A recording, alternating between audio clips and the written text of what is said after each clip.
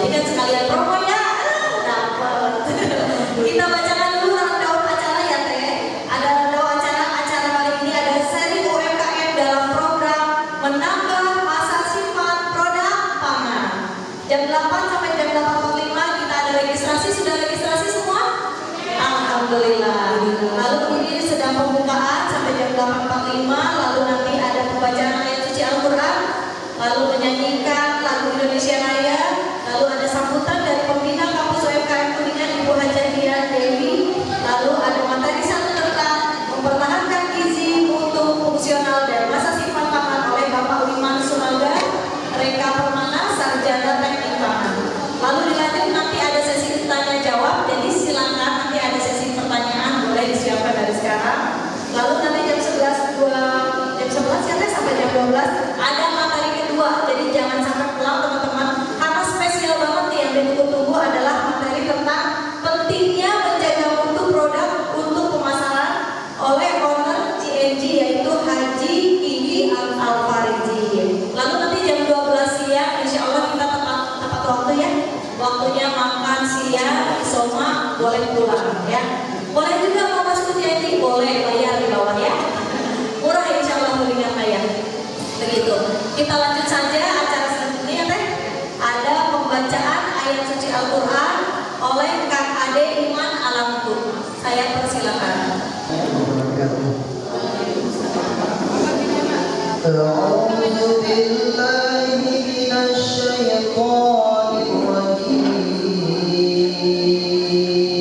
Kepada Ade Iman dari Alamku.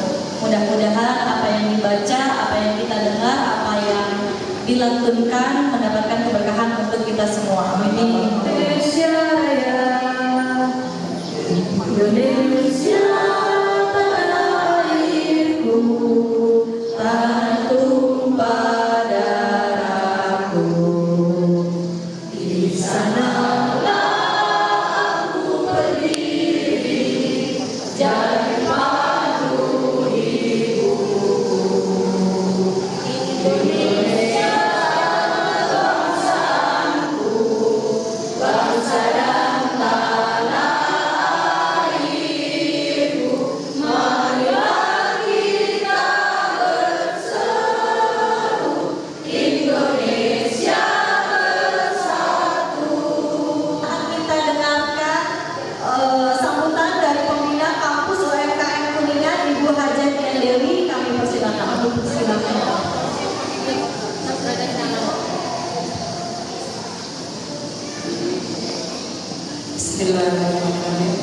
Assalamualaikum warahmatullahi wabarakatuh. Waalaikumsalam warahmatullahi wabarakatuh. Ibu-ibu kenikmatan kepada kita semua.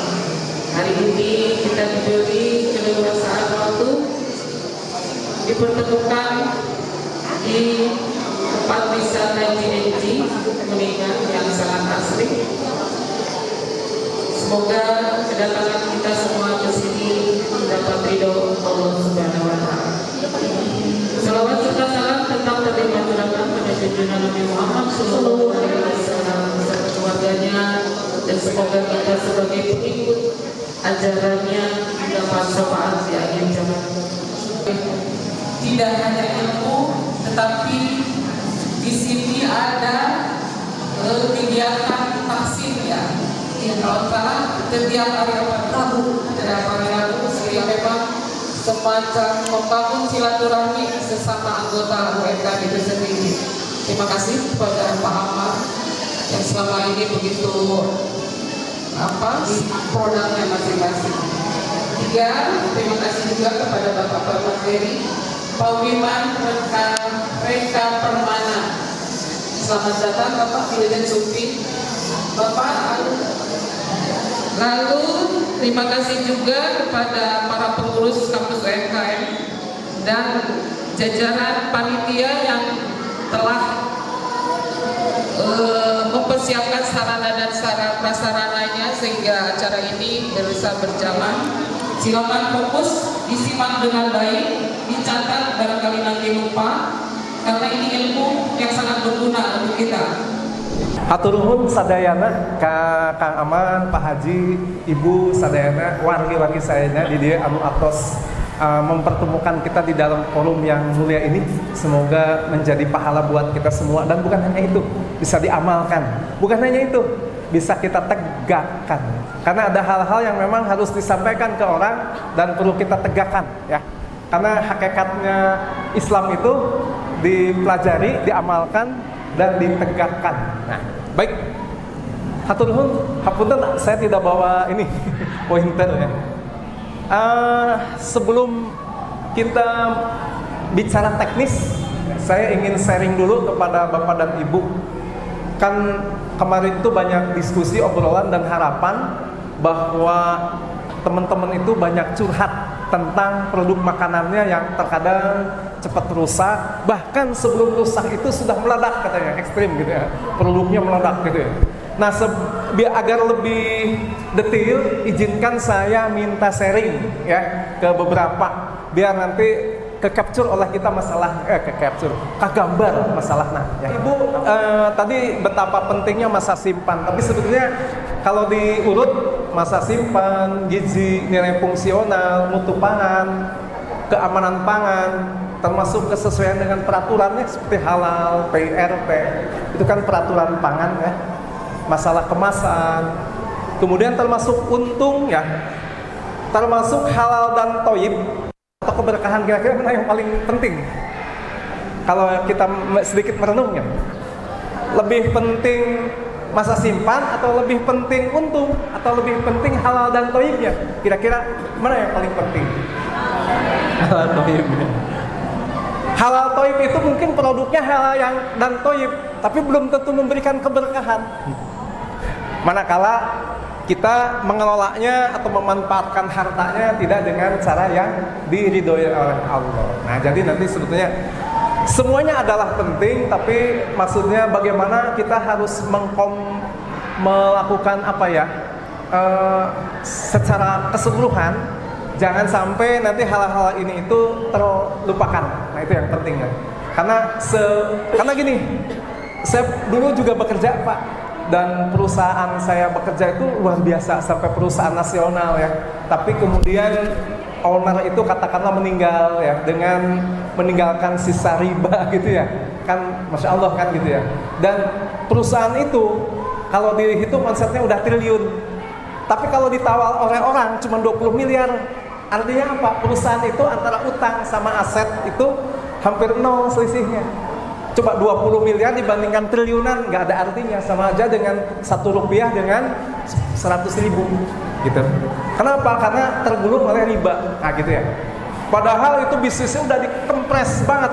Orang kerja harus maksimal, efisiensi, kualitas harus tertinggi ya, gaji juga mungkin dipres gitu ya. Tapi begitu hasilnya. Nah, jangan sampai kita lelah, kemudian waktu habis semuanya, tapi di hadapan Allah tidak ada keberkahan. Setuju Ibu? Setuju ya. Kita sebelum ngobrol teknis ya. Baik, selanjutnya mohon izin. Nah, jadi hari ini tren makanan itu perlu kita lihat juga ya.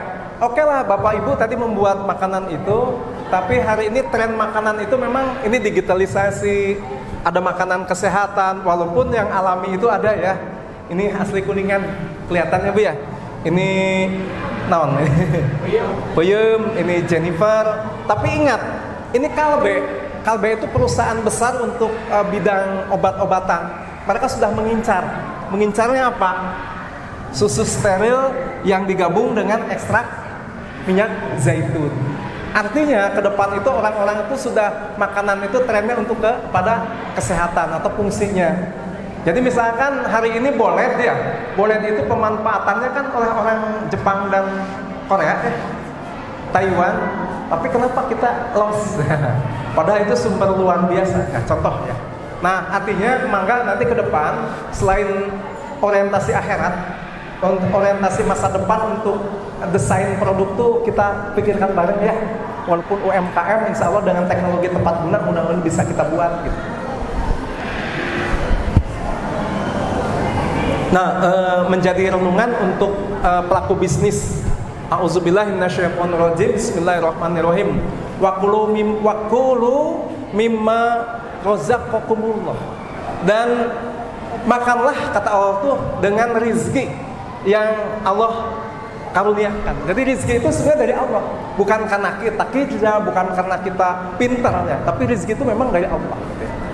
Dan Allah mengingatkan halalan thayyiban, yang halal dan thayyib. Artinya halal thayyib itu untuk siapa? Ya untuk produsen, juga untuk konsumen. Kita sebagai konsumen halalan thayyiban yang kita konsumsi. Pertanyaannya, kita produksi gimana? Sama. Kita produksi juga berarti harus halalan thayyiban. Dan Allah mengingatkan wattaqullah, dan bertakwalah kepada Allah, allazi antum bihi mu'minun. Takwa kepada Allah sebagaimana yang kita imani. Nah, jadi di sini makanan halal dan thayyib itu, kalau melihat ayat ini secara balaghah, proses kita memakan makanan yang halal itu disejajarkan dengan ketakwaan kepada Allah. Di ketakwaan memakan makanan yang halal dan thayyib itu begitu urgent sampai Allah tuh mensejajarkan dalam kalimat ini dengan takwa kepada Allah. Cukup, ada lanjutan. Hai sekalian manusia, ya ayuhan nas, hai manusia. Sama ini redaksinya. Makanlah makanan yang halal dan thayyib. Apa-apa yang ada di bumi ya. Jadi apa-apa yang fil ardi itu halalan thayyiban sama. Dan janganlah di sini mengikuti langkah-langkah setan. Wala tatabi'u khutuwatis syaiton.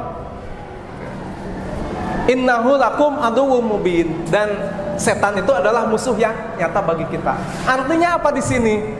Memakan makanan yang halal dan thayyib itu lawannya adalah mengikuti langkah-langkah setan.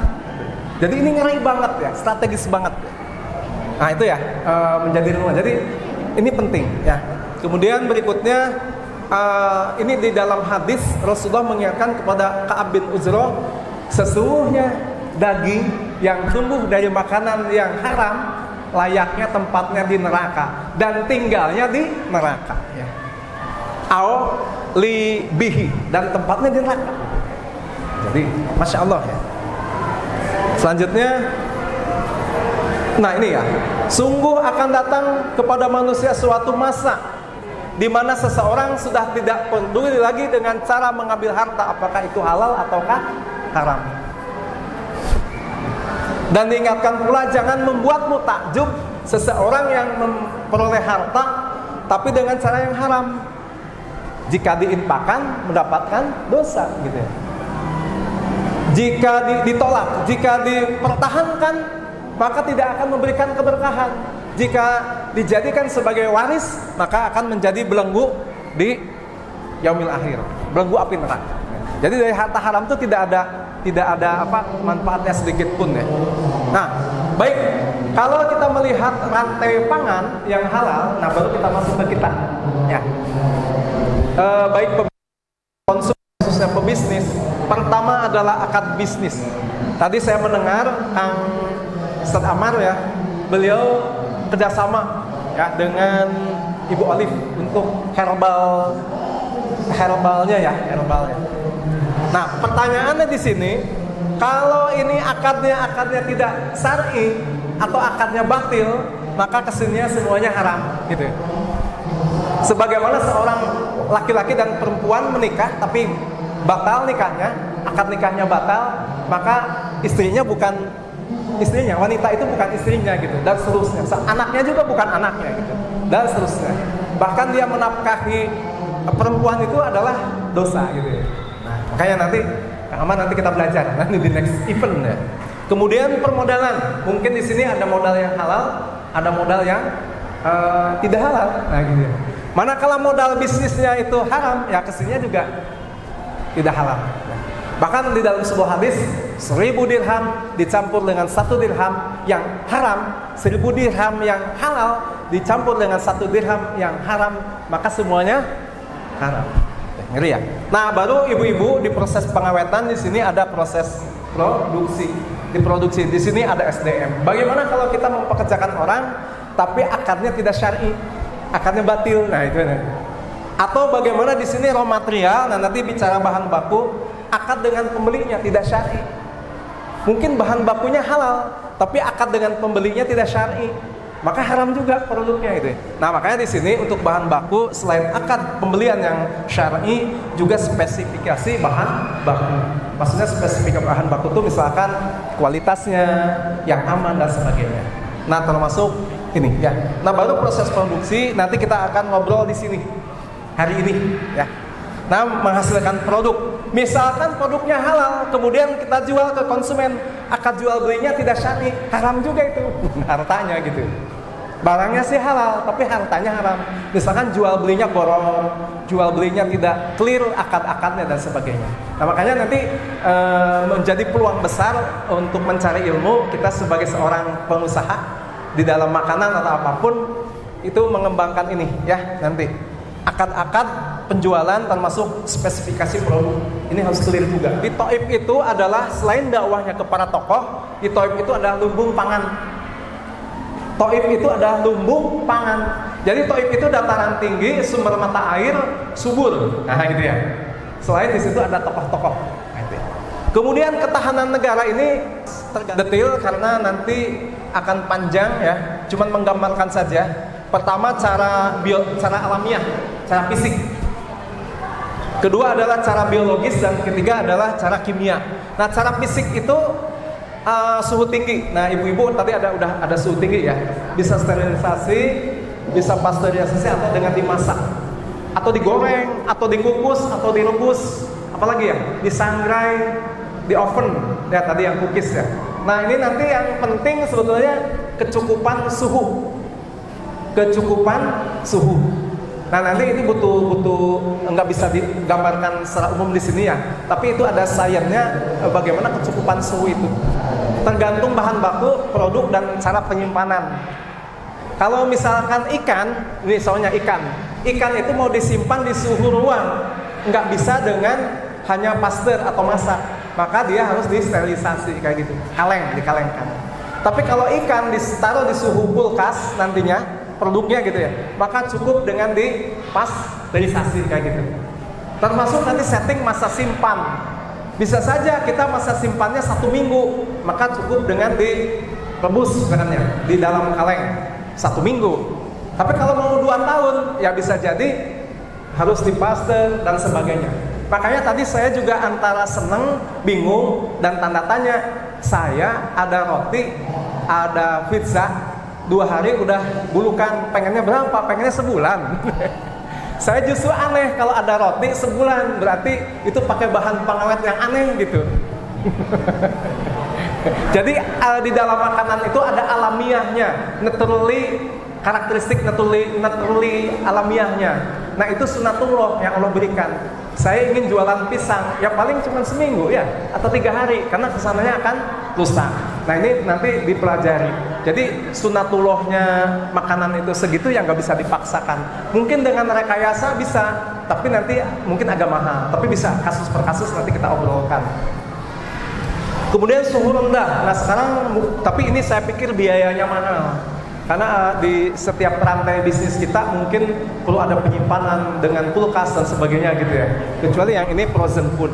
Nah tadi ada salad ya. Salad itu apa? Salad buah. Kalau salad buah sampai berapa tadi tuh? 3 minggu 4 hari sebetulnya menurut saya udah bagus 4 hari. Tapi sebetulnya bisa diperpanjang. Ibu nggak pakai apa-apa ya. Nah jadi kalau mau diperpanjang salad buah, sebetulnya itu kenapa berair ya, karena ada kadar air yang lepas dari buah-buahan itu. Nah sebetulnya bisa diakalin, cuman rekayasanya ya. Artinya bagaimana di dalam itu, kalau salad itu kan ada susu atau ada bukan susu, apa namanya, mayonnaise ya. Berarti sebetulnya harus ada ditambahkan bahan absorben kadar air yang bisa nyerap saat si buah itu meleleh. Jadi saat si buah itu keluar airnya, kita harus menambahkan sesuatu yang bisa, bahan yang bisa nyerap air dari buah itu. Misalkan makanan kismis itu kan makanan kering ya, kismis, apalagi tuh buah-buahan kering itu apa? sale ya. Maka itu logikanya ada air yang keluar dari bahan makanan itu akan diserap oleh itu. Itu contoh. Cuman kan nanti teknik itu bisa apa tidak ya. Kalau yogurt itu pakai itu. Kalau yogurt itu biar nggak pecah, itu pakai bahan-bahan itu. Biar pakai bahan-bahan sejenis kismis itu kan sale ya. Nah, jadi nanti kadar air yang keluar dari yogurt itu akan diserap oleh bahan tadi. Nah, nggak tahu nanti logik nggak ini, bisa nggak untuk itu ya. Itu contoh trik-triknya ya. Termasuk nanti bisa jadi bahan-bahan pengikat yang lain ditambahkan, misalkan cemce atau apa ya. Karena itu cemce ngikut air misalkan. Contoh ya. Atau buah-buahannya dipakai gula dulu, cuman kan nanti bukan salad lagi. Pengeringan, ini pengeringan nggak tahu ada yang buat apa ya dikeringkan di sini. Ini yang intinya kadar air dikurangi. Kemudian, nah ini pengemasan penting. Tadi apa namanya ya? Produk mana ya tadi? Produk ibu ya. Jadi kalau tadi ada produk ibu, start. Pinjam produknya. Jadi ini kan bahannya digoreng, ya digoreng. Kalau digoreng itu mudah teroksidasi, mudah tengik, ya. Saya tidak tahu efektif enggaknya. Tapi kalau ini dipakum, berarti di sini teknik pengemasan. Kalau ini dipakum, bisa jadi oksigen nggak masuk, lebih awet, gitu ya. Dipakum, tapi dipakum mahalnya sejauh mana?